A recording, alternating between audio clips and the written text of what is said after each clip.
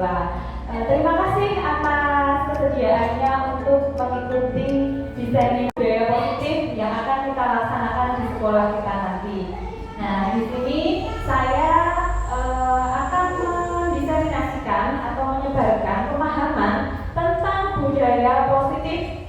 Nah, budaya positif. Sebelumnya, agar acara ini nanti berjalan dengan baik dan tidak menghalang suatu apapun, marilah kita berdoa menurut agama dan kepercayaan masing-masing. Berdoa dipersilahkan.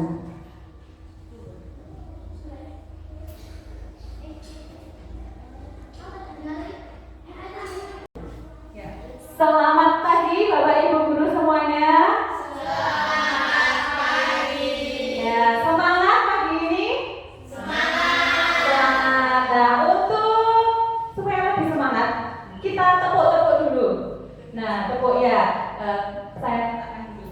Nanti kalau saya bilang 1, Bapak Ibu tepuk 1 sambil bilang yes. Jadi yes. 1. Nah, ini latihan konsentrasi ya Ibu. 2 itu oke. 3 itu apa ya? Semangat. 4 konsentrasi. 5 siap belajar. Ya? Sudah jelas? Sudah jelas. Ya, coba kita praktekkan dulu ya.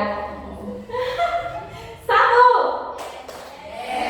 Belum kompak. Ayo. 1. 2. Kurang semangat. 2. 3. Semangat. Ya, ayo. 3. 4. 5. Ya, berarti semuanya sudah siap belajar ya tentang budaya positif. Ya, jadi budaya positif, apa saja yang akan kita pelajari tentang budaya positif hari ini? Jadi ada 6 konsep inti dari budaya positif. Jika nanti kita ingin menumbuhkan budaya positif agar kita bisa mewujudkan visi dan misi sekolah kita, maka yang perlu kita pelajari yang pertama ada tentang disiplin positif. Nah, yang kedua ada tentang teori motivasi, hukuman, penghargaan, dan restitusi. Kemudian yang ketiga ada keyakinan kelas. Yang keempat ada kebutuhan dasar manusia. Yang kelima tentang 5 posisi kontrol guru. Dan yang keenam itu tentang segitiga restitusi untuk menyelesaikan masalah. Nah, yang pertama tentang disiplin positif.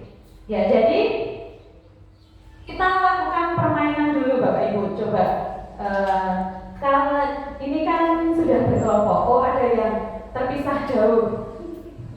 Terpisah jauh. Apa bisa mendekat dulu? Karena kita mau permainan dulu. Ya, jadi begini. Buat satu kelompok kita sepakati dulu yang menggenggam tangan yang sebelah kanan atau yang sebelah kiri. Kanan. Oke, berarti kanan saya atau kanannya dulu? Kanan saya. Oh ya, berarti yang di sebelah kanan ini nanti tugasnya menggenggamkan tangan, mengepal ya. Nah, kemudian yang sebelah kiri bertugas untuk membuka genggaman tangan ini. Boleh dengan segala macam cara, tapi jangan menyakiti ya, karena ini cuma permainan, jadi jangan menyakiti. Boleh merayu, boleh membujuk, boleh menggelitik, boleh agak memaksa sedikit, tapi tolong jangan menyakiti temannya, ya. Bisa? Sudah jelas? Sudah. Yuk, coba mari. Yang kanan menggenggam, yang kiri berusaha melepaskan. Ayo, Ibu. Boleh dimulai.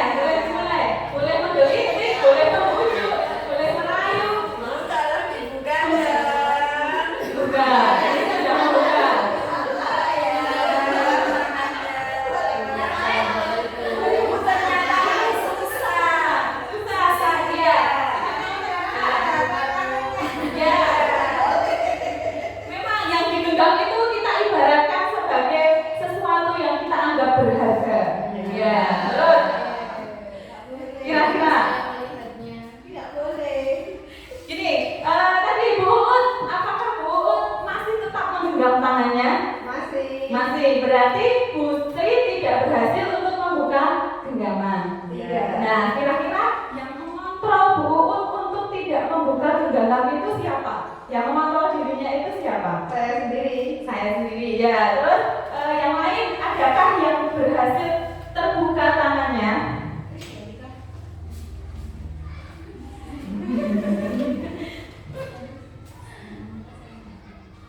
Ibu Zalika, apakah tadi membuka genggaman? Ya.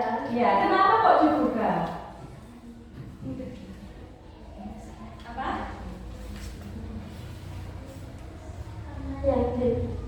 Karena ingin membuka, berarti memang dirinya sendiri ingin membuka genggaman. Ya, jadi seperti ini adalah teori kontrol manusia. Jadi Bapak Ibu, ketika kita melakukan sesuatu, itu berarti yang mengontrol diri kita itu adalah diri kita sendiri. Orang lain itu tidak akan bisa mengontrol orang lain, kalau diri kita.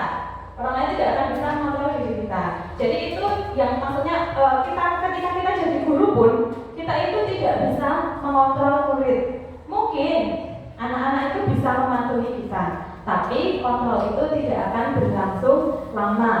Nah, itu adalah makna atau inti dari permainan yang kita lakukan hari ini. Nah, kita siapa yang sesungguhnya memegang kontrol atas tindakan tersebut? Ya, diri kita sendiri. Ketika kita ingin membuka pun, ingin membuka tangan, itu berarti karena kita ingin membukanya, entah karena kita tidak, karena kita kasihan atau bagaimana. Yang penting nanti kita membuka kita sendiri. Nah, apa hubungannya dengan disiplin positif? Jadi ini berhubungan dengan teori kontrol dari Dr. William Deser.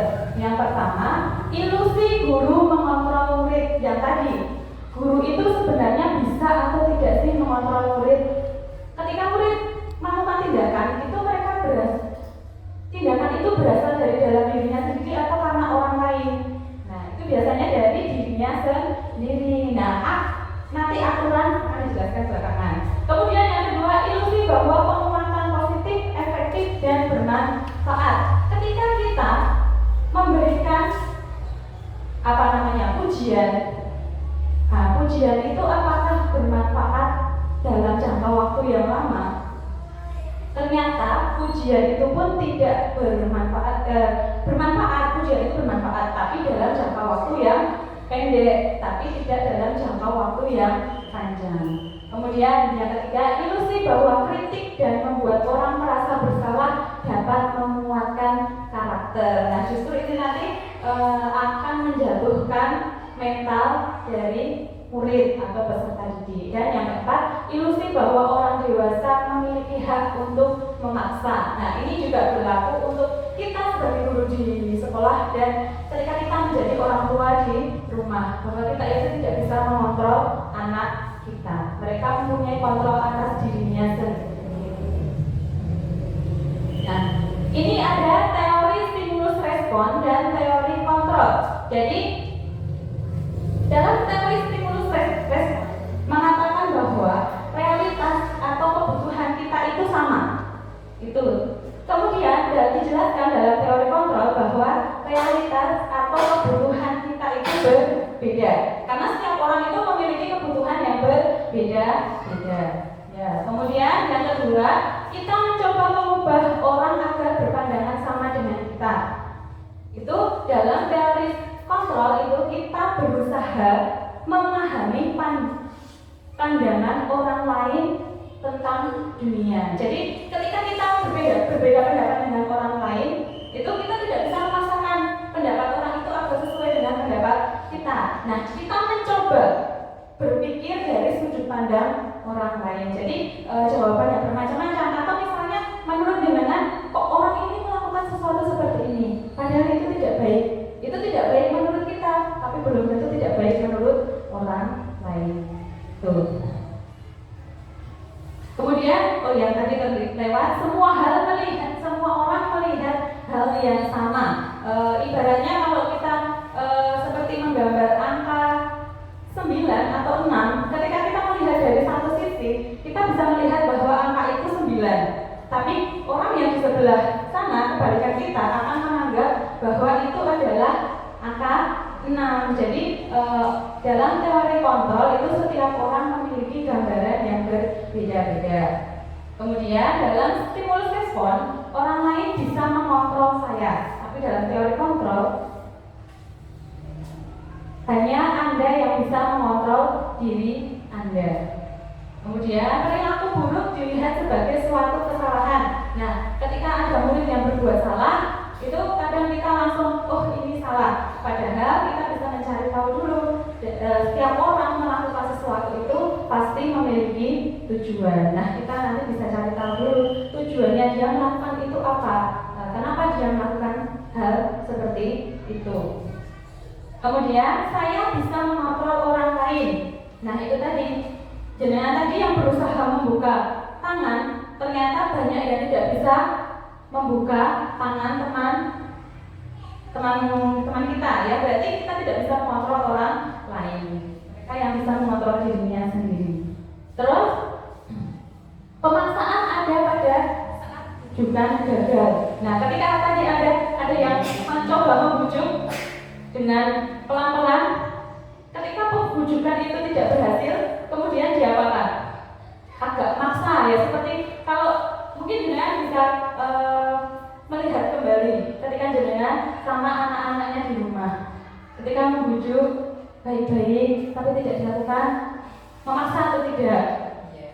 Kalau tidak berarti bagus, kalau memaksa berarti mungkin bisa diubah lagi. Kemudian ada yang stimulus respon itu ada model berpikir, ada yang menang, ada yang kalah. Tapi dalam teori kontrol, model berpikirnya adalah semuanya menang atau win-win solution.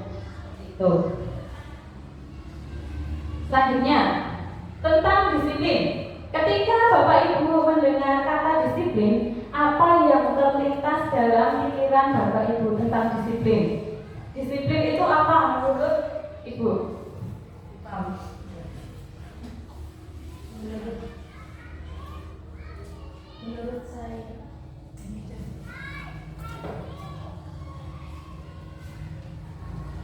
Menurut saya disiplin di sini merupakan sikap taat atau patuh terhadap aturan yang sudah menjadi keyakinan pada tiap orang.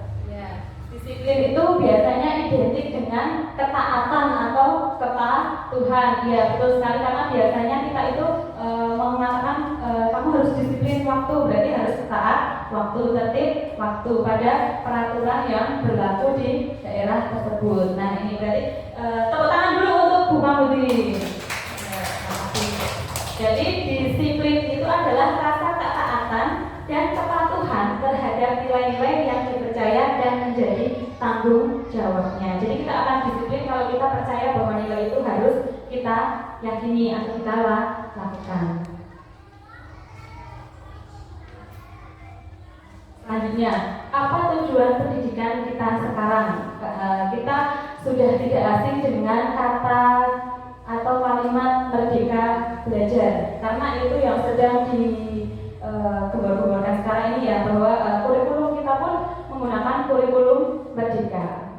Dalam kurikulum merdeka itu anak itu diberi kebebasan untuk gaya belajarnya, mau belajar seperti apa, guru pun juga diberi kebebasan. Nah, untuk menciptakan pendidikan yang merdeka, maka kita itu harus menanamkan disiplin yang kuat. Nah, jadi merdeka itu bukan terus jadi seenaknya sendiri. Ya, jadi tentu ada kesepakatan atau keyakinan yang harus disepakati oleh murid dan guru untuk melaksanakan pembelajaran. Nah, makanya kita harus menanamkan nilai-nilai kebajikan atau nilai disiplin itu agar anak itu mempunyai disiplin, sikap disiplin dari dalam dirinya sendiri tanpa adanya paksaan dari orang lain. Betul. Nah, nanti ini berhubungan dengan ini salah satu nilai kebajikan, yaitu adalah profil pelajar Pancasila. Jadi nilai kebajikan itu adalah nilai-nilai yang baik yang kita percayai. Misalnya ada jujur, terus disiplin itu tadi, tanggung jawab, menjaga kebersihan. Itu adalah nilai-nilai kebajikan dan macam-macam. Nah, salah satu nilai kebajikan yang saat ini yang biasanya kita dengarkan di sekolah itu adalah profil pelajar Pancasila. Ada 6. Yang pertama, apa Bapak Ibu?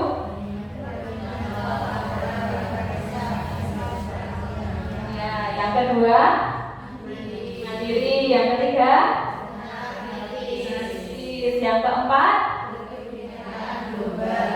yang kelima dan yang keenam ya itu adalah profil pelajar Pancasila yang menjadi salah satu tujuan guru saat ini dalam mengajar itu untuk membentuk karakter siswa sesuai dengan profil pelajar Pancasila. Nah, ini yang selanjutnya ada teori motivasi, hukuman, penghargaan, dan restitusi. Hukuman dan penghargaan dan restitusi. Nah, ada 3 motivasi perilaku manusia. Latar belakang manusia untuk bertindak. Yang pertama, itu untuk menghindari ketidaknyamanan atau hukuman. Yang kedua, untuk mendapatkan imbalan atau penghargaan dari orang lain. Yang ketiga, untuk menjadi orang yang mereka inginkan dan menghargai diri sendiri dengan nilai-nilai yang mereka percaya. Sekarang saya tanya lagi ke ibu-ibu di sini. Ketika tadi berangkat, jenengan terlambat atau tidak terlambat?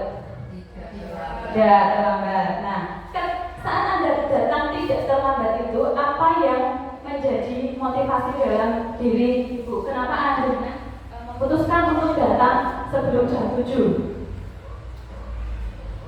Saya memutuskan datang sebelum jam 7 karena memang itu suatu bentuk disiplin dan taat aturan kepada sekolah. Karena aturannya memang sebelum jam 7 sampai sekolah dan agar menjadi contoh yang baik untuk peserta didik. Ya, luar biasa. Tepuk tangan dulu.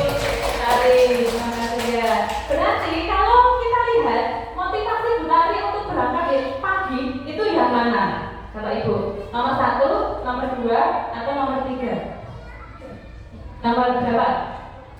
Nomor 3. Ya, betul sekali. Nomor 3. Nah, apa sekarang bedanya nomor 1, nomor 2, dan nomor 3? Jadi misalkan ada seseorang yang datang terlambat. Datang tidak terlambat. Oh, ditanya, kenapa kamu datang tepat waktu? Kenapa tidak terlambat saja? Karena saya tidak mau dihukum, misalnya. Karena saya takut sama bu kepala sekolah, takut dimarahi bu kepala sekolah. Berarti itu motivasinya adalah yang nomor 1 untuk menghindari hukuman dan ketidaknyamanan. Begitu pula dengan murid. Kenapa kalian datang sebelum jam 7? Karena kalau datang lebih dari jam 7 nanti saya dihukum bu guru atau dihukum Pak Guru. Nah, itu berarti motivasi dari perilakunya adalah untuk menghindari hukuman. Nah, yang kedua itu untuk mendapatkan imbalan atau penghargaan dari orang lain. Misalnya, kenapa kok kamu itu rajin datangnya selalu sebelum jam 7? Misal jam 6 sudah datang. Ya biar dipuji, biar mendapat pujian dari atasan atau murid, biar dipuji oleh ibu guru. Nah, itu berarti motivasinya untuk mendapatkan imbalan atau penghargaan. Nah, yang ketiga ini itu motivasi intrinsik atau motivasi yang berasal dari dalam dirinya sendiri. Jadi untuk menjadi orang yang mereka inginkan dan menghargai dirinya. Kalau kita berangkat tepat waktu, juga kita menghargai diri kita sendiri. Karena kita sudah melakukan sesuatu berdasarkan keyakinan yang kita yakini bahwa menjadi disiplin atau tidak terlambat itu adalah hal yang baik. Tuh. Nah, sekarang saya tanya lagi, Bu Wati, kalau Bu Wati itu kalau perginya dekat pakai helm atau tidak? Pakai helm. Pakai helm. Bagus, berarti. Apa motivasi Bu Wati untuk memakai helm? Keamanan. Oh, bagus, luar biasa. Tepuk tangan untuk Bu Wati. Luar biasa. Jadi Bu Wati sudah mempunyai motivasi dari dalam dirinya sendiri. Karena memang fungsi helm itu adalah untuk keamanan, perlindungan. Kan ada ya orang yang kalau pergi dekat tidak pakai helm. Pas ditanya alasannya kenapa kok tidak pakai helm? Kan tidak ada polisi. Berarti itu motivasinya apa kalau takut polisi? Iya, menghindari hukuman. Begitu pula kalau ada orang yang melanggar lampu merah. Kenapa kok lampu merah di sini kok orang itu lampu merah tapi kok 12 terus gitu ya, karena tidak ada polisi. Tapi ada juga yang orang walaupun tidak ada polisi, kalau lampu menyala merah langsung berhenti. Berarti sudah memiliki motivasi intrinsik dari dalam dirinya. Nah, berikutnya ini ada perbedaan antara hukuman, konsekuensi, dan restitusi. Jadi kita biasanya kita mengenalnya dua dulu ya Bu, antara hukuman dan konsekuensi. Nah, sekarang ditambahi dengan restitusi. Nah, kalau hukuman itu sesuatu yang menyakitkan harus terjadi. Jadi kalau misalnya ada murid tidak mengerjakan PR, kemudian kita hukum lari mengelilingi lapangan. Nah, itu namanya hukuman.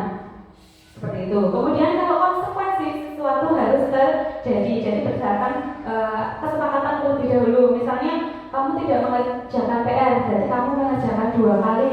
Nah, itu adalah konsekuensi. Kemudian restitusi itu merupakan pilihan. Jadi murid itu diberi pilihan untuk menemukan solusi dari masalah yang mereka alami. Yang kedua, hukuman itu menyebabkan ketidaknyamanan murid dalam jangka waktu yang panjang. Ketika seseorang dihukum itu kadang-kadang dari dalam dirinya dia itu bisa saja malu atau bagaimana ya, jadi bisa menyebabkan trauma. Nah, kalau konsekuensi itu juga tidak nyaman, namun dalam jangka waktu yang pendek. Jadi misalnya tidak mengerjakan tugas, maka konsekuensinya harus mengerjakan tugas yang lebih banyak. Seperti itu. Nah, itu juga tidak nyaman kan? Tugasnya lebih banyak. Tapi kan itu nanti bermanfaat juga untuk dirinya. Kemudian kalau restitusi menguatkan murid atau anak dalam jangka waktu yang panjang. Nah, hukuman itu korban mendapatkan keadilan. Jadi misal ada 2 orang berkelahi, yang menjadi penyerang dan satunya menjadi korban. Nah, korbannya di sini akan seperti dia mendapatkan keadilan karena orang yang menyerang dia itu dihukum oleh gurunya, seperti itu. Nah, terus yang konsekuensi itu korban bisa diabaikan. Nah, kalau restitusi itu korban mendapatkan ganti. Jadi misalkan ada 2 orang murid itu rebutan penggaris. Nah, sampai yang satu itu mematahkan penggarisnya temannya, yang A misalnya. Si B mematahkan penggaris si A. Ya toh. Nah, terus kalau restitusi itu keduanya itu didudukkan bersama. Kemudian ditanya, kenapa alasannya terjadi seperti itu, masalah itu. Kemudian nanti kita mengarahkan murid itu si B tadi yang mematahkan penggaris, apa yang akan kamu lakukan untuk mengatasi masalah ini. Nah, kita ajak untuk berpikir untuk menemukan solusi. Nanti mereka akan menemukan solusinya. Kemudian hukuman murid atau anak akan tersakiti. Nah, kalau konsekuensi murid atau anak dibuat tidak nyaman. Sedangkan restitusi murid atau anak mendapatkan penguatan. Kemudian yang ini juga bisa dilihat ya, perbedaan hukuman, konsekuensi, dan restitusi. Nah, biasanya kalau untuk menghukum itu guru mengatakan seperti ini. Peraturannya adalah titik-titik atau kamu harus seperti ini. Nah, tapi kalau konsekuensi itu gurunya yang bertanya. Peraturannya apa? Misalnya saya harus membuang sampah di tempat sampah. Jadi anak itu diarahkan untuk dia itu juga berpikir mengingat kembali peraturan atau keyakinan yang sudah diyakini. Terus yang kedua, yang restitusi, yang konsekuensi, mampukah kamu melakukannya? Nah, di konsekuensi ini guru juga mengucapkan terima kasih. Jadi konsekuensi itu bukan sepenuhnya hal yang tidak baik. Konsekuensi itu sifatnya di tengah-tengah antara hukuman dan restitusi, seperti itu. Untuk restitusi ini menanyakan apa yang kamu yakini. Jadi menanyakan keyakinan dalam dirinya. Kemudian apa yang bisa kamu lakukan untuk memperbaiki masalah ini. Seperti itu. Nah, ini hukuman tadi sifatnya negatif, konsekuensi sifatnya netral, dan restitusi sifatnya positif. Nih, kalau kita menghukum itu kan nih, awas kalau dilakukan lagi ya, awas nanti kamu, jadi akan mengancam atau nakuti. Nah, terus kalau konsekuensi, lakukan apa yang saya katakan. Itu masih gurunya itu masih mengajari, atau dia itu yang gurunya yang menentukan apa yang harus dia lakukan untuk mengatasi masalah. Sedangkan kalau restitusi itu apa hal yang sesungguhnya ingin kamu lakukan. Jadi murid sendiri yang menemukan solusi atas masalahnya.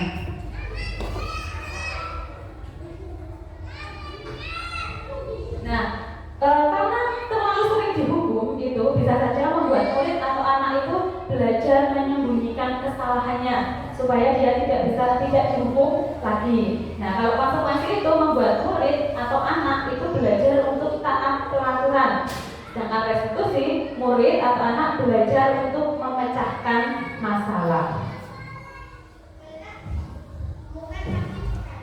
Nah, ini kalau hukuman itu biasanya yang memutuskan adalah guru. Kan tidak mungkin anak kok mencari hukuman untuk dirinya sendiri, ya toh? Atau kan kamu mau dihukum apa? Itu kan pasti gurunya yang menentukan hukuman. Kemudian kalau konsekuensi itu dibuat oleh guru dan murid atau anak. Jadi guru dan anak itu sudah membuat kesepakatan awal dulu. Kemudian kalau restitusi itu dibuat oleh muridnya atau anaknya sendiri, karena dia yang mengusulkan seperti itu apa yang harus dia lakukan. Nah, ini ternyata Bapak Ibu, tidak hanya hukuman yang bersifat menghukum, tapi penghargaan yang berlebihan itu juga bisa menghukum seseorang. Penghargaan itu apa? Misalnya kita memuji orang di depan ini atau di kelas itu terlalu berlebihan. Kita memuji salah satu murid itu, pokoknya murid ini terus yang dipuji.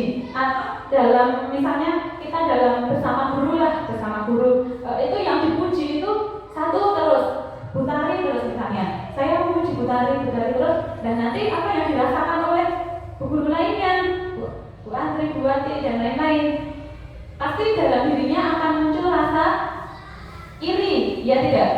Kok itu terus sih yang dipuji? Nah, begitu pula anak-anak juga seperti itu. Jadi ini yang pertama, membuat orang bergantung pada penghargaan sehingga menghilangkan motivasi dari dalam dirinya. Jadi misalkan bukan hanya pujian. Jadi misalkan guru itu menjanjikan sebuah hadiah. Kalau kamu bisa mengerjakan ini, nanti diberi hadiah ini.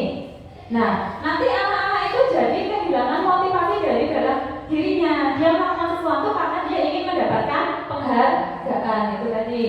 Itu untuk anak yang mendapatkan penghargaan. Kemudian penghargaan merusak hubungan.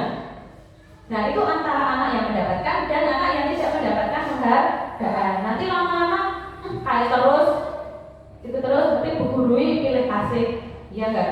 Karena itu terus seperti itu. Jadi anak yang tidak diberi hadiah nanti lama-lama akan timbul rasa iri dari dalam dirinya. Kemudian ini menurunkan kualitas atau mematikan kreativitas. Itu untuk anak yang mendapatkan penghargaan karena kehilangan motivasi dari dalam dirinya untuk melakukan sesuatu.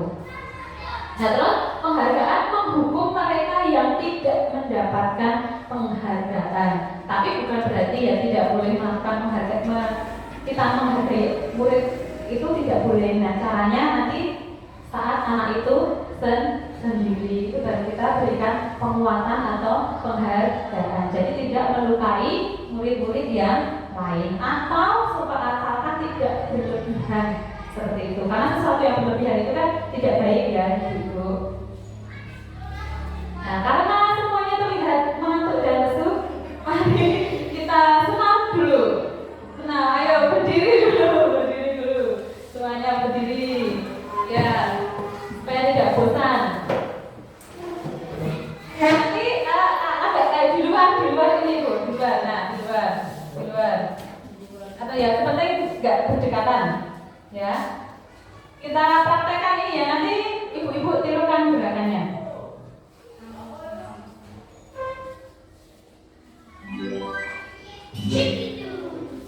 Tirukan saja gerakannya.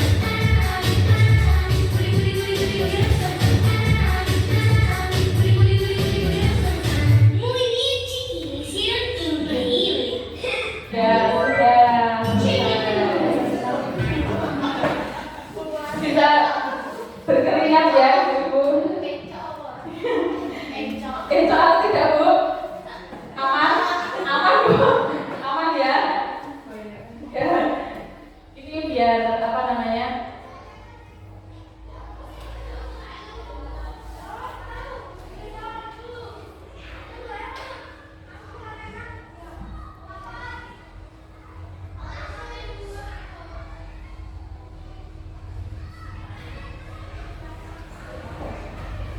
Nah, Bapak Ibu, jika ada murid yang berbuat salah, apa yang sebaiknya kita lakukan? Ayo, Bu Adri.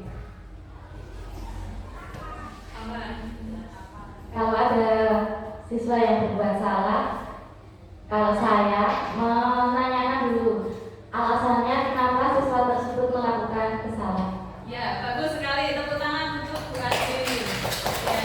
Ya, jadi sudah langkahnya Bu Adri ini, langkah pertamanya itu sudah tepat ya, Bapak Ibu. Jadi kita tidak boleh langsung menjudge anak yang berbuat kesalahan. Kita tanyakan dulu alasannya kenapa melakukan kesalahan. Ya. Nah, ini ada hubungan dengan restitusi tadi. Kok tadi tuh restitusi itu kok terlihat baik sekali. Nah, sebenarnya restitusi itu apa? Jadi restitusi itu proses untuk menciptakan kondisi bagi murid untuk memperbaiki kesalahan mereka sehingga mereka bisa kembali pada kelompok mereka dengan karakter yang lebih kuat. Jadi restitusi itu mengembalikan murid ke posisinya awal. Jadi muridnya itu nanti tidak akan dicap sebagai orang yang suka berbuat salah atau anak yang nakal seperti itu. Jadi restitusi mengembalikan anak ke posisinya. Nah, restitusi juga merupakan proses kolaboratif yang mengajarkan murid untuk mencari solusi atas masalah yang mereka lakukan dan untuk membantu murid berpikir tentang orang seperti apa yang mereka ingin. Jadi mereka ingin menjadi orang yang seperti apa dan bagaimana mereka harus memperlakukan orang lain. Mungkin ini nanti bukan hal yang mudah dan memang tidak mudah. Nah, makanya kita belajar ini supaya kita bisa membiasakan budaya restitusi ini di sekolah kita. Jadi kita bisa membentuk murid-murid kita berkarakter lebih baik lagi sesuai dengan visi dan misi sekolah kita. Nah, ciri-ciri restitusi. Restitusi itu bukan untuk menebus kesalahan, namun untuk belajar dari kesalahan. Nah, kalau nanti kita langsung menghukum, itu biasanya kita itu Bu gurui kurang ngerti aku, padahal misalnya terlambat gitu ya, dihukum. Padahal dia itu misalnya terlambat karena membantu orang tuanya dulu atau apa, kan berarti sebenarnya dia itu melakukan hal yang mulia, tapi tanpa tahu alasannya kita langsung menghukum. Padahal nanti bisa dicari solusi bersama supaya anak itu tidak terlambat lagi. Yang kedua itu memperbaiki hubungan antara murid dengan murid, hubungan antara guru dengan murid. Nah, kalau kita itu sedikit-sedikit menghukum, bukan nanti murid-murid itu bisa apa ke gurunya itu? Sebel nggak kalau jangan dihukum terus? Sebel nggak? Sebel. Nah, itu juga bisa terjadi kan murid-murid. Kalau mereka dikit-dikit dihukum, nanti bisa di belakang itu ngomongin gurunya yang jelek-jelek, gitu ya.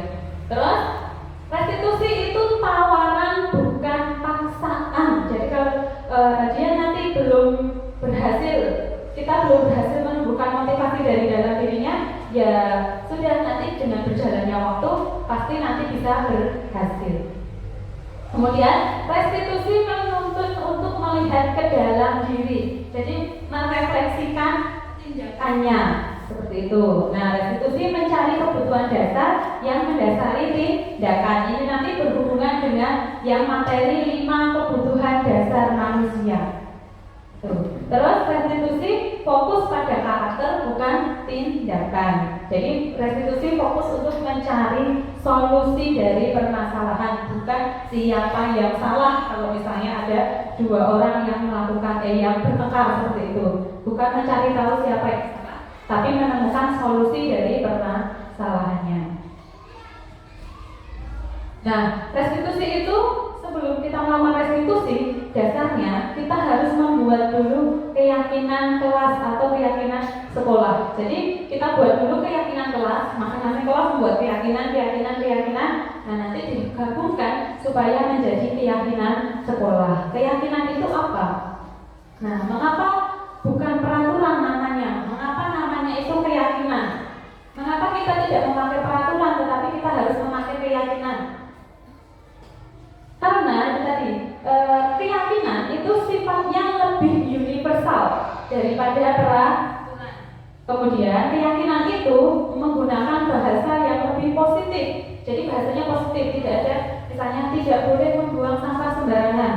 Nah, keyakinannya adalah menjaga kebersihan seperti itu. Keyakinan itu seperti itu.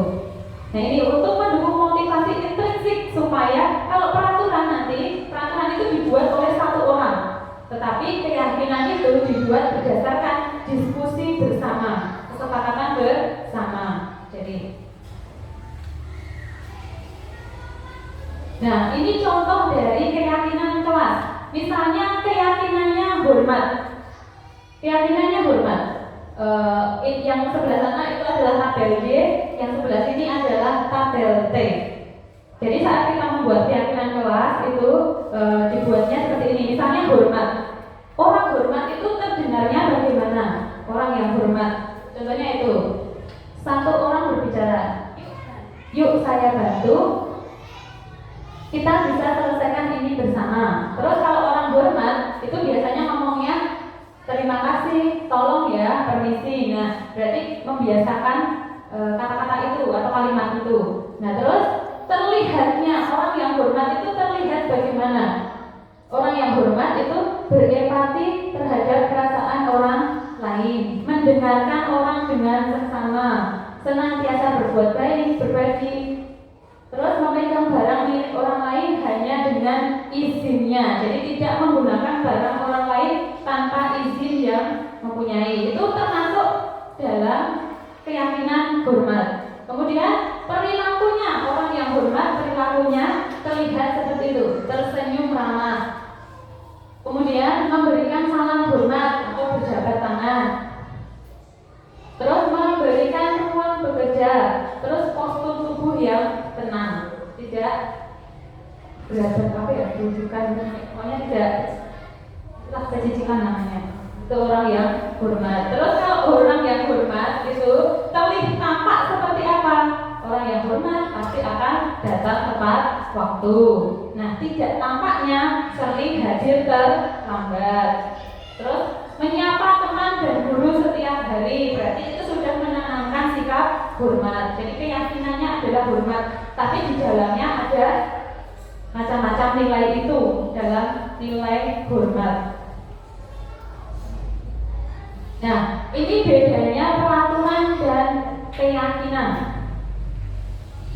Saat kita membuat keyakinan, jadi misalnya ada peraturan di kelas. Sebelumnya misalnya kita buat peraturan. Peraturannya itu selalu kembalikan buku ke tempatnya. Nah, itu keyakinan kelasnya adalah tanggung jawab. Nah, kalau orang bertanggung jawab, dia pasti akan melakukan sesuatu itu dengan baik dan benar, karena itu tanggung jawabnya. Kemudian ada peraturan dilarang mengganggu orang lain. Nah, dalam keyakinan kelas itu tidak boleh ada kata-kata yang negatif. Dilarang, terus tidak boleh, itu kan negatif. Nah, itu dibuat positif, menghormati orang lain. Nah, jadi kita mengubah peraturan menjadi keyakinan. Terus ini dilarang melakukan kekerasan. Misalnya ada peraturan dilarang melakukan kekerasan. Itu keyakinannya keselamatan atau menghormati orang lain. Kemudian dilarang menggunakan narkoba. Ya, jangan jauh-jauh ya kalau di SD ya. Misalnya ada peraturan dilarang merokok, begitu. Nah, itu keyakinannya yang diyakini adalah tentang kesehatan. Nah, terus ada bergantian atau menunggu giliran. Keyakinannya adalah bersabar atau menghormati orang lain. Kemudian yang kemarin kita ada COVID, itu ada peraturan gunakan masker. Nah, keyakinannya adalah kesehatan dan keselamatan. Jangan berlari di kelas atau koridor. Nah, itu juga keyakinannya adalah keselamatan atau keamanan. Soalnya kalau berlari di kelas itu kan tidak aman. Nah, ini tadi yang saya bahas, kebutuhan dasar manusia. Kebutuhan dasar manusia itu ada apa saja? Ada 5 kebutuhan dasar manusia. Yang pertama itu, yang mana itu adalah bertahan hidup. Contohnya bertahan hidup itu, misalnya ada anak yang mengambil makanan temannya. Kenapa alasan dia mengambil makanan temannya? Terus dia bilang, saya lapar Bu, saya tidak punya makanan di rumah. Nah, berarti alasan dia melakukan sesuatu itu adalah untuk bertahan hidup. Seperti itu. Terus ada yang kedua, kasih sayang dan rasa diterima. Jadi misalnya, kenapa kamu melakukan seperti itu? Misalnya dia ada anak, dia itu keluar terus ke kamar mandi lah, kemana? Pas ditanya kenapa kamu melakukan itu, itu katanya disuruh temannya. Biar saya nanti ditemani sama teman itu, biar saya nggak dimusuhi teman itu. Nah, berarti itu kebutuhan kasih sayang dan rasa diterima. Jadi kan ada kadang-kadang ada anak itu yang melakukan sesuatu karena dia menuruti perintah temannya, ya tahu Bapak Ibu. Terus ada penguasaan. Kenapa kamu melakukan hal itu? Karena dia itu ingin dianggap bahwa aku ini bisa. Itu. Nah, itu berarti kebutuhan penguasaan. Kemudian kebutuhan kesenangan. Ada kebutuhan kesenangan. Biasanya itu misalnya ada anak rame di kelas. Kenapa kamu melakukan hal itu? Ya karena saya senang ngobrol sama teman saya Bu. Nah, berarti kebutuhannya yang ini dipenuhi adalah kebutuhan kesenangan. Terus kebutuhan kebebasan itu biasanya gini. Misalnya ada anak mainan di kelas. Waktu gurunya terakhir, anaknya itu mainan. Nah, kenapa kamu melakukan itu? Karena saya bosan. Nah, itu berarti kebutuhan kebebasan yang belum terpenuhi dari dalam dirinya. Dia ingin memenuhi kebebasan itu. Selanjutnya, ini coba yuk kita identifikasi kebutuhan. Kasus 1, ibu guru bilang, aku tidak boleh bersenandung sewaktu mengerjakan tugas. Katanya kelas harus tenang, tidak ada suara. Padahal kan aku suka dan senang menyanyi. Kira-kira ini anak ini ingin memenuhi kebutuhan apa, ibu-ibu? Yang tadi apa?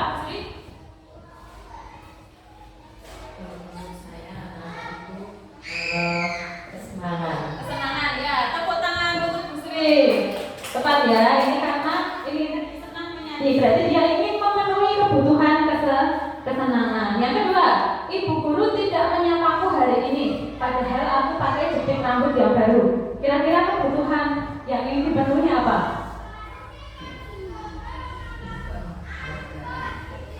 Apa tadi? Kebutuhan yang ingin diperhatikan itu loh. Apa? Yang ingin diperhatikan? Ini diperhatikan kebutuhan apa? Apa Bu? Kasih sayang. Ya, kasih sayang, betul. Tepuk tangan untuk Bu. Terus selanjutnya, aku bosan. Masa belajarnya cuma itu aja, dengerin ibu guru aja. Kebutuhan apa ini kira-kira ibu? Semuanya.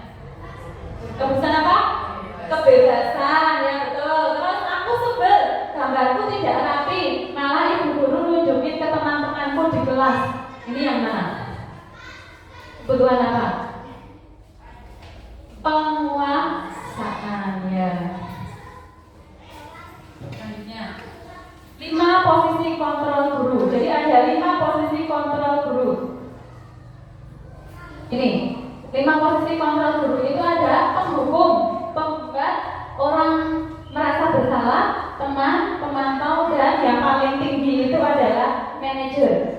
Jadi penghukum dan membuat rasa bersalah itu akan membuat identitas anak itu menjadi gagal. Sedangkan teman dan pemantau itu identitas berhasil atau sukses. Kalau manajer tapi identitasnya berhasil karena kontrol dari luar, karena motivasinya masih motivasi ekstrinsik. Kalau yang identitas yang manajer itu memunculkan motivasi dari dalam dalam diri anak itu sendiri. Nah, bedanya apa? Antara penghukum, pembuat rasa bersalah, teman, pemantau, dan manajer.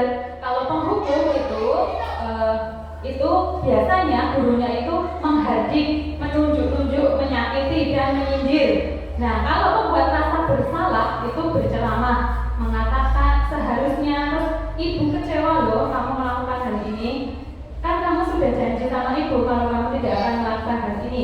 Nah, ternyata orang yang seperti itu posisi kontrolnya adalah membuat rasa bersalah. Nah, terus kalau teman, ayolah ini bantu ibu, lakukan ini demi ibu. Nah, itu biasanya posisi kontrolnya sebagai teman. Nah, bukan tidak baik ya ibu. Nah, kan di sini sudah dijelaskan. Yang penting kita itu menghindari dua di awal, penghukum dan buat rasa bersalah.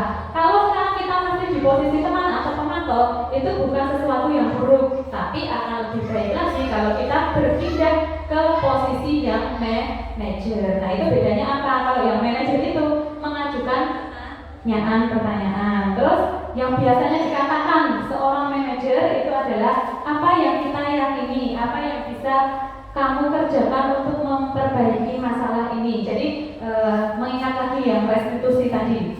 Jadi kalau guru manajer itu biasanya melakukan restitusi. Kalau yang teman dan membuat konsekuensi. Kalau yang penghukum tadi menghukum, memberikan hukuman. Nah, ini kaitan hasilnya. Kalau penghukum itu membuat anak jadi memberontak atau menyalahkan orang lain, terus suka berbohong supaya dia tidak dihukum. Nah, kalau yang pembuat rasa bersalah itu nanti murid-murid juga bisa itu menyembunyikan atau berbohong tentang kesalahannya. Nah, kalau teman, ternyata kenapa teman itu kurang baiknya? Posisi teman itu adalah membuat murid ketergantungan karena dia merasa akrab atau dekat dengan gurunya. Jadi nanti dia itu merasa dilindungi oleh gurunya. Ketika dia buat kesalahan, dia itu mikirnya aku tidak akan dihukum karena aku dekat dengan guru. Nah, pemantau itu murid bisa menyesuaikan diri bila diawasi. Jadi kalau pemantau itu muridnya akan patuh kalau diawasi. Nah, kalau manajer itu menguatkan pribadi. Jadi tanpa ada guru pun dia akan patuh. Nah, ini ada contoh-contoh pertanyaannya. Saya kecewa sekali dengan kamu. Itu adalah pembuat rasa bersalah. Terus, kamu tidak pernah benar melakukannya. Nah, itu adalah tipe penghukum. Kemudian yang ayo lakukan demi ibu atau bapak. Itu adalah contoh perkataan dari posisi kontrol teman. Kemudian yang ini ternyata yang memberikan stiker. Stiker itu posisinya adalah pemantau. Nah, kalau manajer itu bagaimana kamu bisa menyelesaikan masalah ini? Seperti itu contohnya. Nah, yang terakhir, tepuk tangan dulu.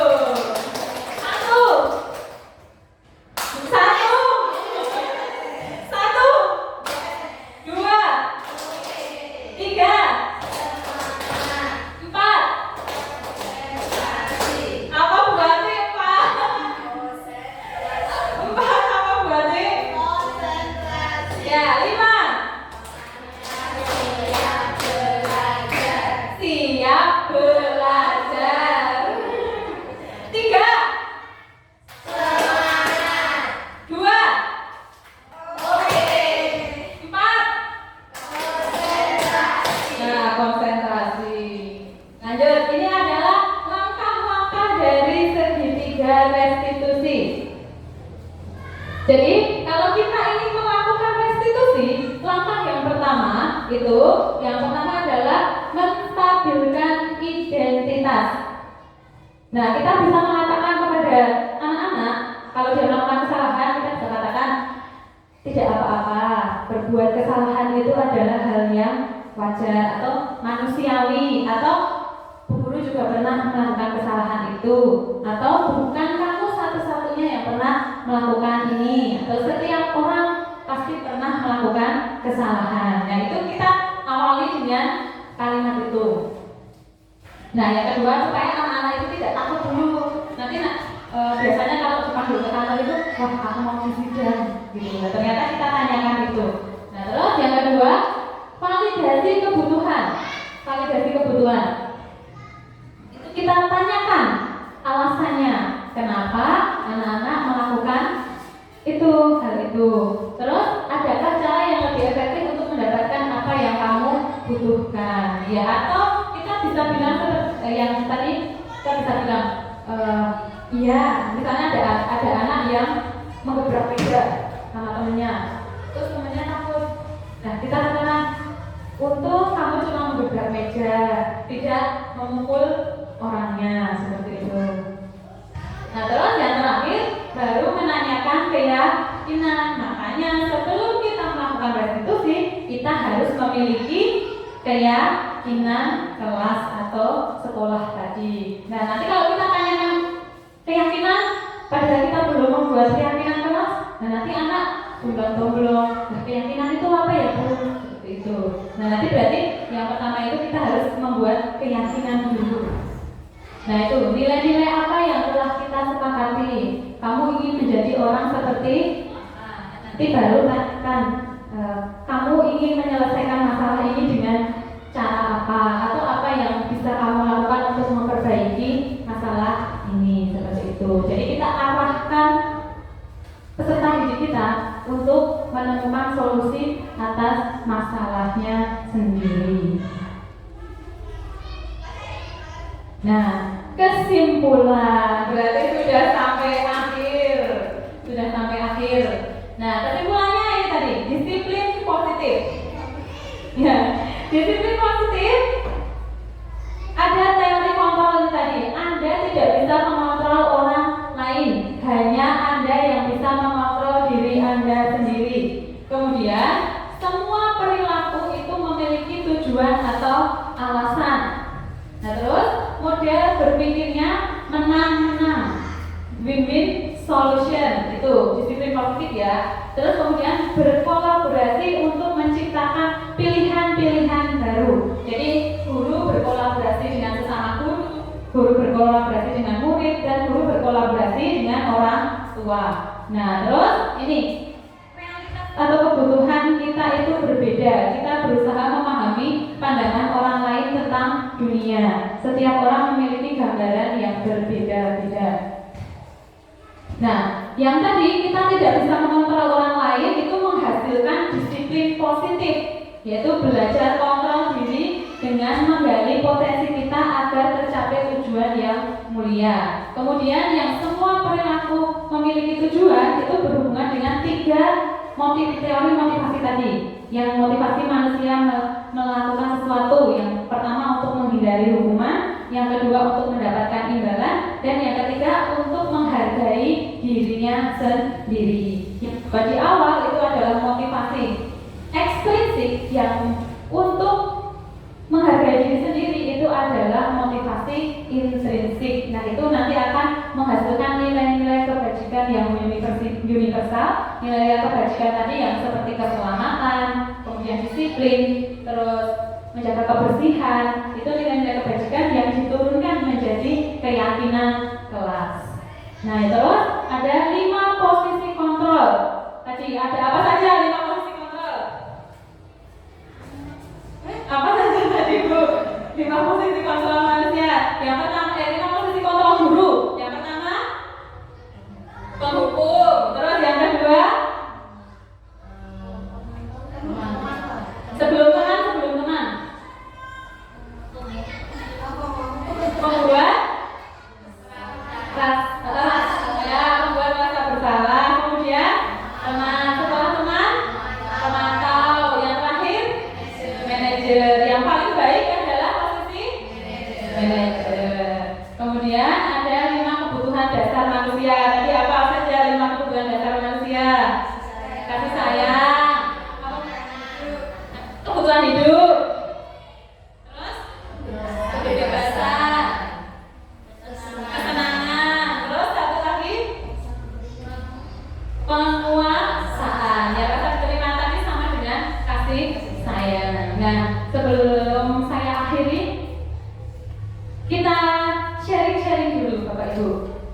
Menurut Ibu, sekarang posisi kontrol Ibu itu ada di mana? Kalau saya sendiri di sini, saya baru berproses dan belajar pada posisi sebagai pemantau. Pemantau ya, berarti sudah itu pun sudah bagus ya. Pemantau itu sudah bagus karena bukan penghukum dan pembuat rasa bersalah ya. Pemantau. Kalau Bu Tari?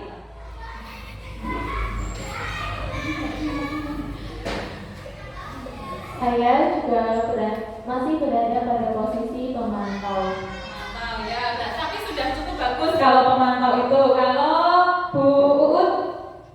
Sama dengan Bu Pamri tadi. Ya, memang ya, kita itu biasanya itu antara dua, antara teman atau pemantau. Ya, kadang-kadang kita terlalu akrab sama murid itu, jadi kalau kita minta bantuan itu atau kita minta anak supaya tertib itu bilangnya gini, ayo toh masa nggak kasihan sih sama Bu Guru? Ini loh Bu Guru wes ngalangke nyaretan, masuk kalian gojek di situ kan Bu Guru capek ngalangke. Nah itu masih pada posisi teman. Nah sekarang kira-kira setelah adanya kegiatan ini apa yang akan tindakan berikutnya yang akan Ibu lakukan mengenai posisi kontrol?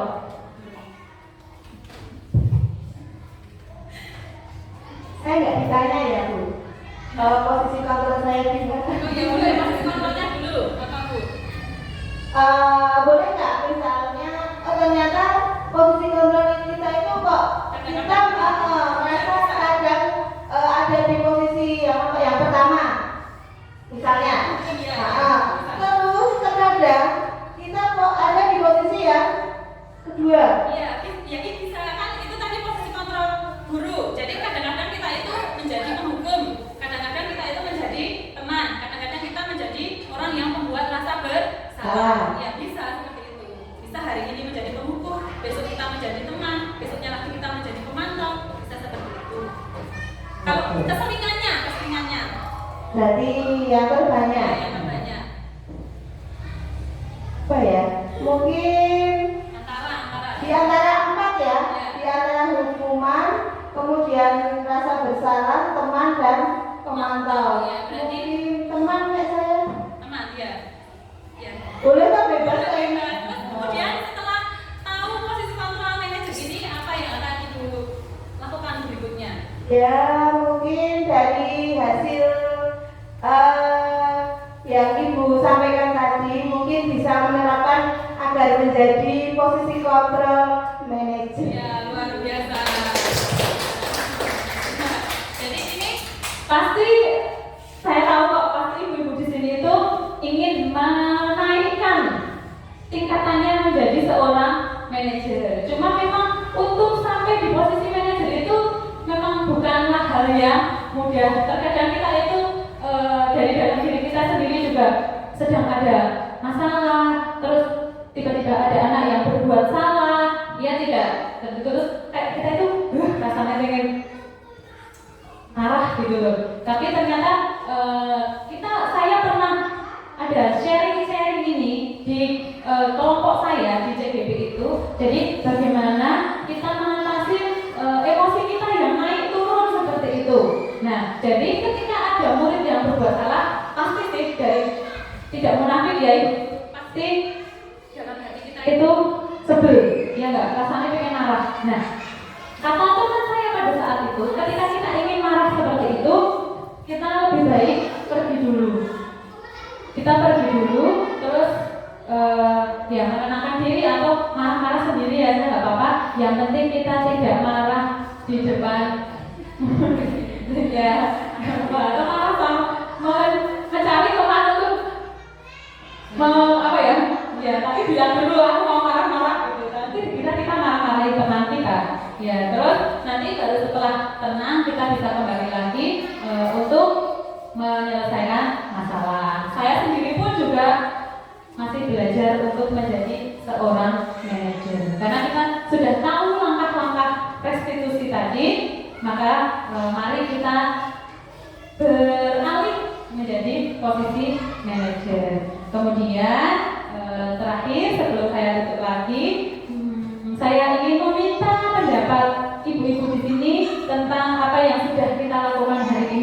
Kira-kira menurut Bapak Ibu yang kita lakukan hari ini itu bagaimana manfaatnya untuk Ibu? Saya manfaat yang sudah kita lakukan hari ini adalah membuat siswa itu cenderung kok intinya aku biar ini jadi ini. Jadi intinya untuk menambah, kalau saya menambah ilmu baru, wawasan baru, dan untuk membuat saya itu berusaha untuk menjadi yang lebih baik seperti manajer tadi. Terima kasih. Terima kasih ya Bu Sri dan Ibu guru lain. Semoga setelah ini kita bisa berubah menjadi posisi manajer dan menerapkan segitiga restitusi. Demikian yang dapat saya sampaikan. Masih ada pertanyaan atau tidak dari Ibu? Ya, boleh ganti. Ya, tadi aku press apa? Nah, satunya nanti saya salah ngomong restitusi. Restitusi itu kan berarti intinya perubahan dari diri sendiri ya. Yang ingin saya tanyakan terkait dari slide yang sebelumnya tadi, bagaimana cara menumbuhkan atau memberikan motivasi kepada anak-anak terkait restitusi tadi, atau bisa diberikan satu contoh tentang misalnya ada satu kasus dengan restitusinya seperti ini. Ya, misalnya kasusnya apa Bu? Kita cari dulu kasusnya apa yang sering terjadi di sekolah. Misalnya Mengejek teman. kan kita harus studi kasus Pak ini. Berarti kita cari kasusnya dulu misalnya. Jadi kan gini Bu, saya tahu maksud pertanyaannya Bu Wati. Jadi bagaimana kita bisa membiasakan anak-anak itu untuk bisa melakukan restitusi Atau ya. membuka pasti ya. Jadi begini, restitusi itu yang pertama itu dari guru dulu. Jadi guru itu harus memang sih restitusi ini kita harus banyak berkomunikasi dengan siswa. Menuntut kita untuk banyak mengobrol atau berkomunikasi dengan siswa. Kan seperti ini, siswa itu tidak tahu kalau kita itu melakukan restitusi. Jadi ketika ada siswa yang berbuat salah, kita panggil berdua, kemudian kita tanya, tadi kamu melakukan apa? Gitu. Tadi kamu di kelas melakukan apa? Misalnya dia membuat nangis temannya, gitu ya. Tadi si ini menangis ya. Kok bisa menangis? Kenapa? Nah, kita cari tahu dulu dari sisi dia.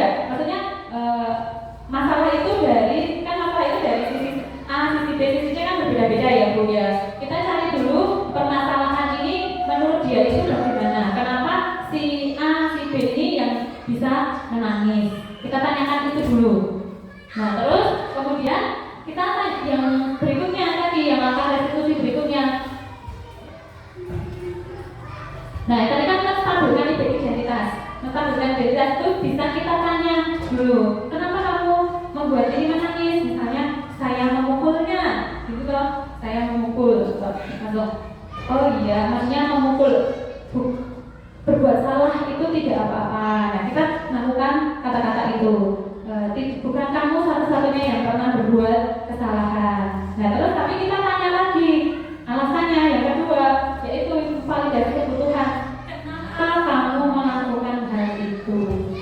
Tapi memang sih syaratnya kita itu menuntut anak itu untuk berbicara. Nah, padahal kalau kita di SD itu banyak anak itu yang susah berbicara. Maksudnya bukan tidak bisa berbicara ya, tapi anak itu susah diajak bicara. Iya kan Bu?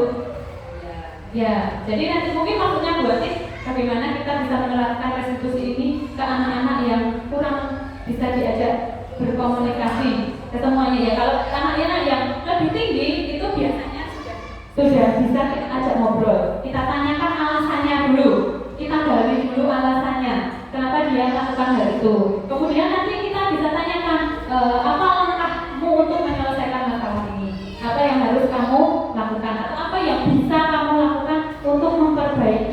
masalah ini. Seperti kemarin, waktu ada anak-anak yang katanya melempari, ada orang ODGJ ya, melempari batu, ya kemarin itu kita panggil ke kantor, kemudian kita tanyakan kenapa dia melempar kesalahan itu, terus bagaimana kamu akan menyelesaikan masalah ini. Mereka bisa menjawab bahwa mereka harus meminta maaf.